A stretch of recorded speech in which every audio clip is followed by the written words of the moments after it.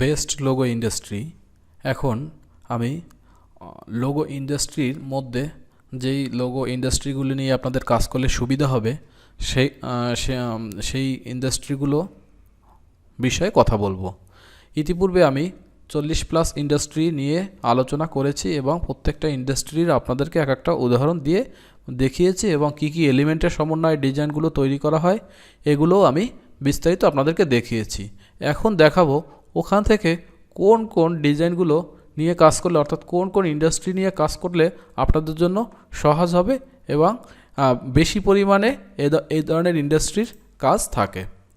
তো এক্ষেত্রে আমরা নিতে পারি এগ্রিকালচার লোগো ক্ষেত্রে লোগোটা করা ইজি এবং এর ক্লায়েন্টও মোটামুটি সবসময়ের জন্য থাকে।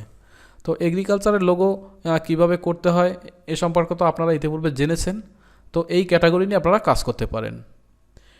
এছাড়াও করতে পারেন বার অ্যান্ড নাইট ক্লাব। এটা হলো একটা বাইরের কান্ট্রিতে একটা পপুলার ইন্ডাস্ট্রি। এখানেও আপনি অনেক কাজ পাবেন এই ইন্ডাস্ট্রি নিয়ে কাজ করার। বিশেষ করে এই ইন্ডাস্ট্রিতে ব্র্যান্ডিংয়ের উপরে বিশেষ ফোকাস করে, যার কারণে এই ইন্ডাস্ট্রিতে কাজ করলে আপনাদের জন্য সুবিধাজনক হবে। তারপরেও এই ইন্ডাস্ট্রির এলিমেন্টগুলোও খুবই সহজে বিল্ড করা যায়। যেমন বার অ্যান্ড নাইট ক্লাবে বুঝতেই পারছেন ওয়াইনের গ্লাস বোতল ইত্যাদি টাইপের ডিজাইন হয়ে থাকে। তো আপনারা চাইলে এই ইন্ডাস্ট্রি নিয়ে কাজ করতে পারেন। আবার যদি কেউ মনে করেন না এই ইন্ডাস্ট্রি নিয়ে কাজ করব না, তাও সমস্যা নাই, কারণ বার অ্যান্ড নাইট ক্লাব ব্যাপারটা একটু অন্যরকম। তবে এর ক্লায়েন্ট মোটামুটি সবসময়ের জন্যই দেখা যায়। এরপর আছে ক্লিনিং অ্যান্ড মেনটেন্যান্স। এটা হলো অর্থাৎ এটা একটা সার্ভিস, যেই সার্ভিসের ক্লায়েন্টও মোটামুটি মার্কেট প্লেসে থাকে।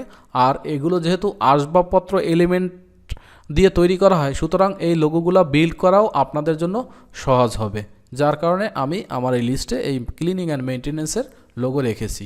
তো এই লোগোগুলো কী ক্যাটাগরির কী ধরনের হয় সেক্ষেত্রে আপনারা গুগলে সার্চ করতে পারেন ক্লিনিং অ্যান্ড মেনটেন্যান্স লোগো লিখে।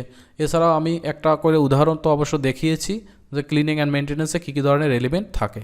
এছাড়াও যখন আপনারা এই ধরনের ইন্ডাস্ট্রি নিয়ে কাজ করবেন অবশ্যই একবার গুগলে সার্চ দিয়ে দেখবেন কি কোন ইন্ডাস্ট্রিতে কী ধরনের এলিমেন্ট ব্যবহার করে লোগো তৈরি করা হয়।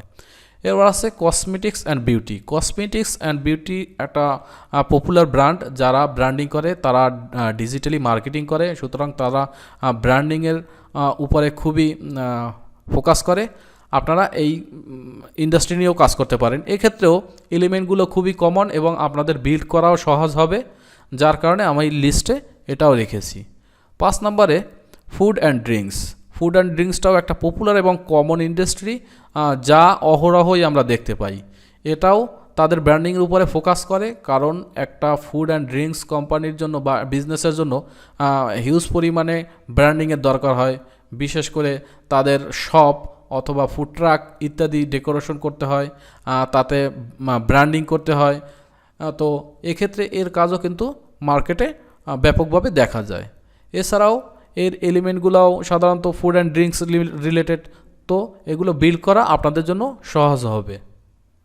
মেডিকেল অ্যান্ড ফার্মাসিউটিক্যাল অর্থাৎ মেডিকেল বা ডক্টর টাইপের লোগোগুলো এগুলোও কিন্তু মার্কেট প্লেসে সবসময়ের জন্যই থাকে, যার কারণে মেডিকেল অ্যান্ড ফার্মাসিউটিক্যাল এই ইন্ডাস্ট্রি নিয়ে আপনারা কাজ করতে পারেন। আর এর এলিমেন্টগুলো যেহেতু কমন, তাই এগুলো বিল্ড করা আপনাদের জন্য সহজ হবে। আমি এখানে লিস্ট মোটামুটি করেছি এই কারণেই যে কোন ইন্ডাস্ট্রি নিয়ে কাজ করলে আপনাদের জন্য সহজ হবে এবং আপনারা ইউনিক কাজও করতে পারবেন। তো এই ক্ষেত্রে আপনারা এই দিকে বিশেষ করে খেয়াল রাখবেন যে মানে অবজেক্ট বিল্ডিংয়ে আপনারা কোন ইন্ডাস্ট্রিতে আপনি স্বাচ্ছন্দ্য বোধ করেন। উপরে আমি যে 41টার মতো ইন্ডাস্ট্রি দেখিয়েছি, তো ওখান থেকেও কিন্তু আপনারা বেছে বেছে করতে পারেন। এরপর আছে রিয়েল এস্টেট মর্টগেজ সবসময়ের জন্যই কাজ থাকে, আর এই বিজনেসটা একটা পপুলার বিজনেস ইন্টারন্যাশনালি। সো এক্ষেত্রেও বিল্ড করা সহজ, কারণ এখানে ঘর এবং বিল্ডিং এটা একটা স্ট্রাকচারাল এলিমেন্ট, সুতরাং এগুলোও বিল্ড করতে পারবেন আপনারা খুব সহজে, এটা নিয়ে কাজ করতে পারেন। তবে এক্ষেত্রে লক্ষ্য রাখবেন যেন কোনোভাবেই আপনার ডিজাইন কমন এবং জেনেরিক না হয়ে যায়। রেস্টুরেন্টের ব্যাপারটাও ফুড অ্যান্ড ড্রিঙ্কস এর মতোই, বার অ্যান্ড নাইট ক্লাবের মতোই। তো রেস্টুরেন্টের ব্যাপারটা হলো এটাও কিন্তু একটা পপুলার ইন্ডাস্ট্রি, আর এর ব্র্যান্ডিংও কিন্তু খুবই গুরুত্ব সহকারে করা হয়। তো আপনারা এই এলিমেন্টগুলো আপনারা পেয়ে যাবেন, এবং এ সংক্রান্ত অনেক এলিমেন্টই আপনারা খুব সহজে তৈরি করতে পারবেন। তবে কমন যে অবজেক্টগুলো আছে সেই অবজেক্টগুলোকে একটু ইউনিকলি ব্যবহার করার চেষ্টা করবেন। সেক্ষেত্রে যদি আপনারা আরও সার্চ করেন বা রিসার্চ করেন, অনেক ধরনের কনসেপ্ট পেয়ে যাবেন। পাশাপাশি ক্লায়েন্টের রিকোয়ারমেন্ট অনুযায়ী তো কাজ করতেই হবে।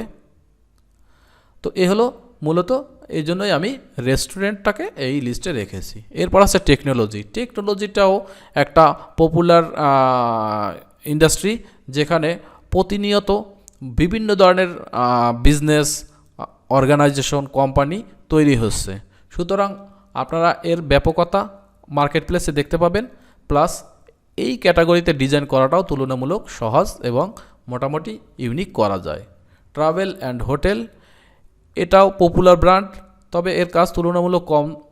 তবে আর একটা বিষয় এখানে, যে আপনারা এই ক্যাটাগরিতেও লোগো ইউনিক এবং সহজে তৈরি করতে পারবেন।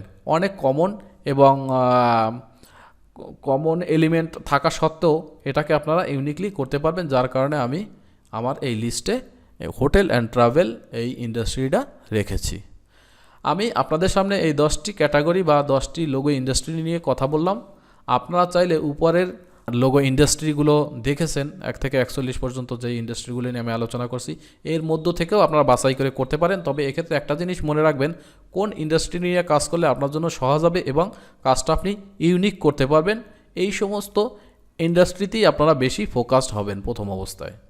এরপরে আপনার ক্রিয়েটিভিটি অনুযায়ী আপনি যে কোনো ইন্ডাস্ট্রি নিয়ে কাজ করতে পারেন, এখানে কোনো বাধ্যবাধকতা নেই। আমি যে 10টি লিস্ট করেছি এই লিস্টের মধ্যে সীমাবদ্ধ থাকতে হবে অথবা 41-এর মধ্যে সীমাবদ্ধ থাকতে হবে তা নয়। আপনারা যখনই এই বিষয়গুলো নিয়ে কাজ করবেন তখন আস্তে আস্তে এই বিষয় সম্পর্কে আরও ব্যাপক নলেজ গ্যাদার করতে পারবেন।